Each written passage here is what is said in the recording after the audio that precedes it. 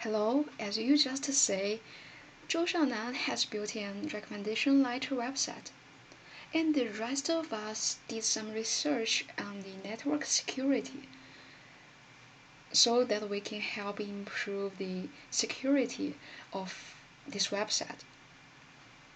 Therefore, in the rest of the presentation, some of us are gonna be the attacker, and the rest of us are gonna be the defender. And I am an attacker. I used 3 ways to attack the website. First, DDoS based on HTTP protocol, and the second, ARP poisoning, and the third, DNS hijacking. I'm going to show you the principle of how the 3 attacking method works, and then I will show you the code and also the demo. Let us start from the DDoS HTTP, which can be also called HTTP flood attack. The general idea is that when a user wants to access a website, what he really do is to send a request to that website server, and then the website server will send him some response message according to that request. So what I'm going to do is just to pretend I am a normal user and send 100,000 or even millions of requests to his website server. Then, when a normal user wants to access his website, the web server will be too busy to handle that request. Therefore, the user can only see some 404 pages in their computer. So in this way that I can attack his website, and the following pictures are the main code of this HTTP flood attack written in Python. Now I want to show you a demo video. Let's make it. So before attack, as you can see, the website can work normally, and now I start running my code, and those are the requests that I sent to the website server. And now let us refresh the page, and as you can see, it says you cannot access this website. So now I stop attacking. I send about 1,200 requests, and now I refresh this page again, and now I can access it.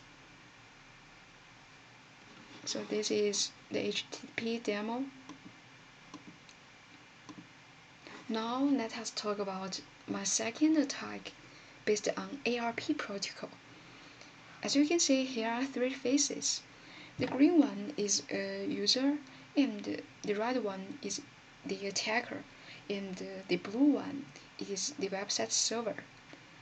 And the general idea of ARP poisoning is to change the ARP table inside the user's computer.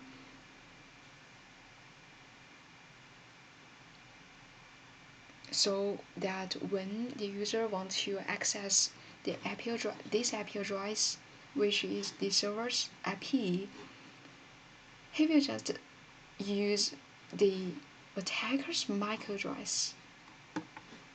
So the attacker will get the DNS request package, and then he can do some bad things. But some of you may want to ask, how can this attacker change the ARP table here? That's a very good question. Before I explain that, you need to know how the ARP table are being built. So at the beginning, we just the user just have this IP address. What he want is the corresponding MAC address of this IP.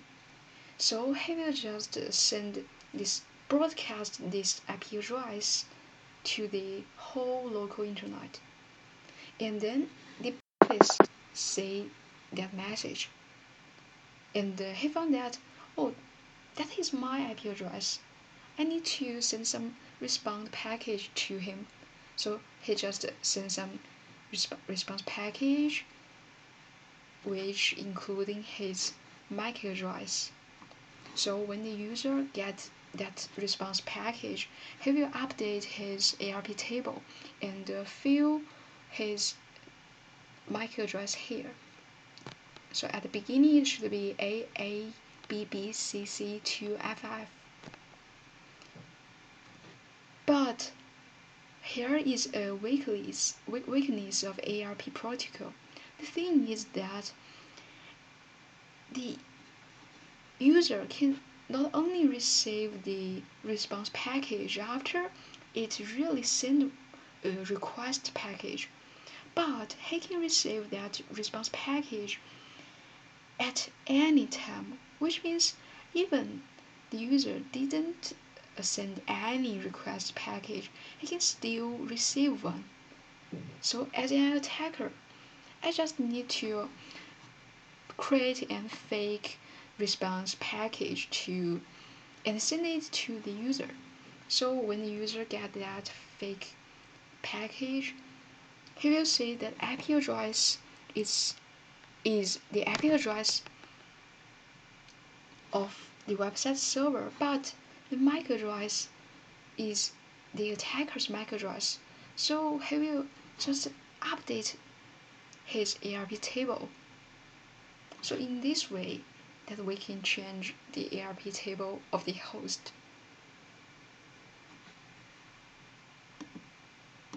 And these are the main code of ARP poisoning written in C.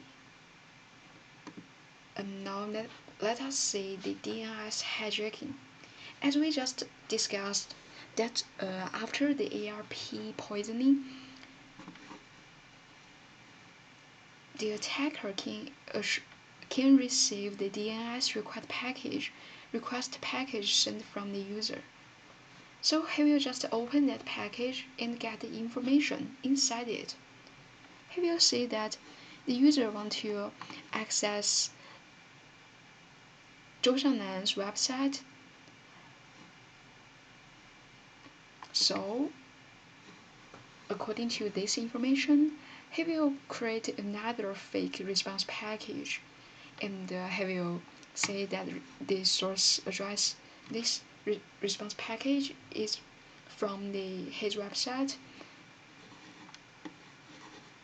and he will tell the user that the IP address of this website is this one, 1.59. But however, the real IP address of this website is not this one. So when the user receives this response package, he will just store this IP address into his computer, and then when he wants to access this website, he will open the fake website that created by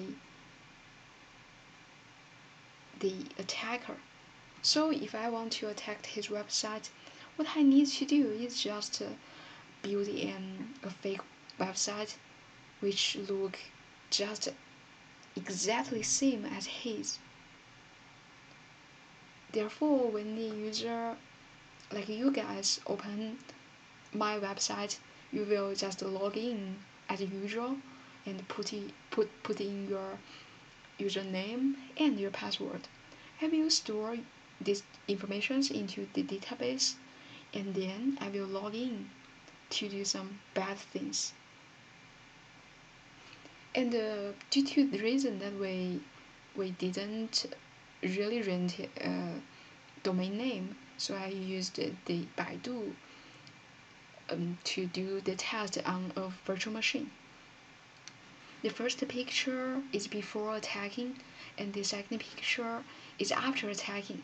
I didn't make these two pages look similar because I wanted to show you the difference. And here are the process of ARP poisoning and DNS hijacking on the virtual machine. Now I want to show you the video of that a bit bigger. So as you can see, before poisoning, this is the real Baidu website.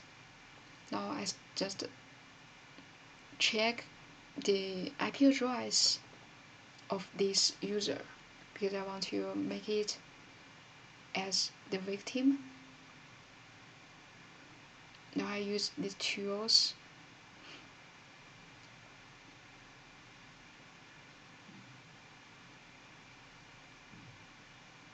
But however, I didn't find his IP address in the list, so I added it by myself. And also add local DNS as the another victim. Start sniffing and add it to target. Now I can start poisoning.